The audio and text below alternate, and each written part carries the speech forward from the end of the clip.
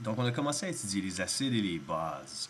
Et puis, quand on parle d'acides et des bases, premièrement, on veut définir c'est quoi un acide ou une base.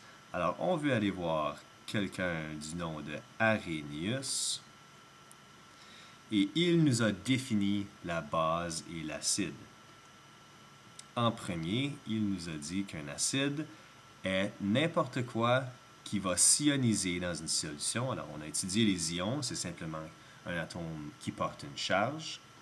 Alors, quand on met une substance dans une solution, donc dans l'eau, elle va s'ioniser pour donner des ions hydrogène, H+.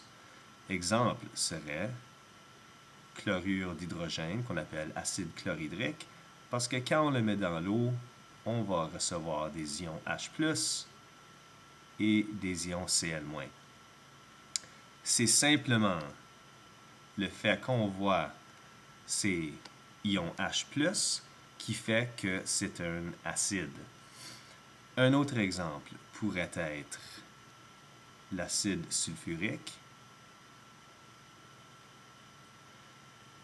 qui, elle, se dissocie pour donner encore des ions hydrogène, sauf j'en ai deux cette fois-ci, et l'ion sulfate.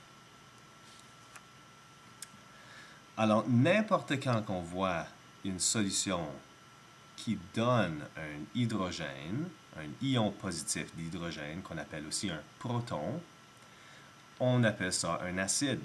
Alors, tu pourrais te demander pourquoi j'ai appelé ça un proton. Allons voir. Voici mon diagramme de Bohr de hydrogène qui a un proton. Et quand je dessine hydrogène, il va avoir un électron sur sa couche de valence.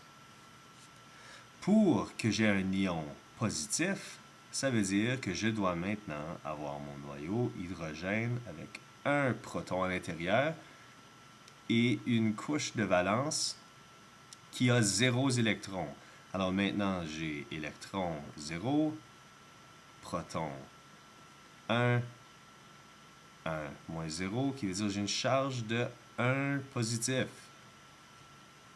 Alors, j'ai tout simplement un proton, je n'ai pas d'électron.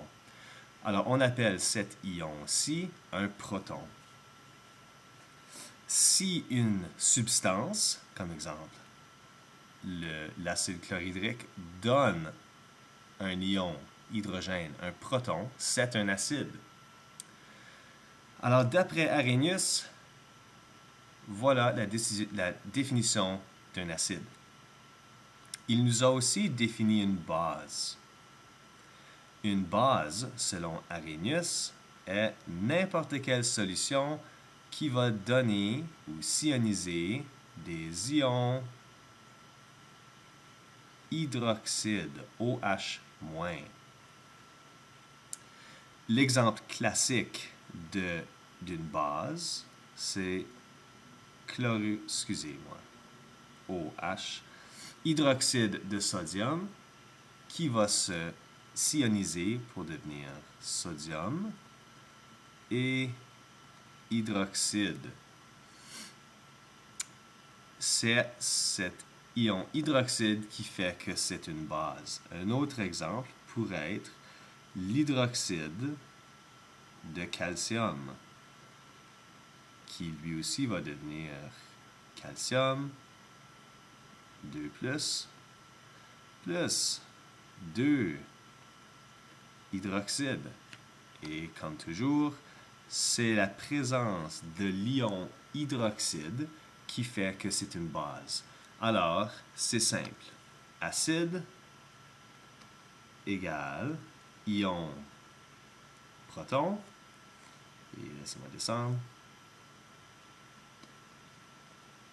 Base égale ion hydroxyde. Ça, c'est les seules deux définitions qu'on doit savoir d'acide et de base en 10e année. On doit par contre parler de l'échelle pH. Donc, le pH. Et le pH, c'est simplement une échelle de concentration. C, parenthèse carrée, veut dire concentration. Je vais l'écrire ici. Égale concentration. Alors, l'échelle pH, c'est simplement une échelle de la concentration des ions H+. Alors, évidemment, un acide va avoir une concentration plus élevée d'ions hydrogène. C'est ici, par contre, que ça devient un peu truqué.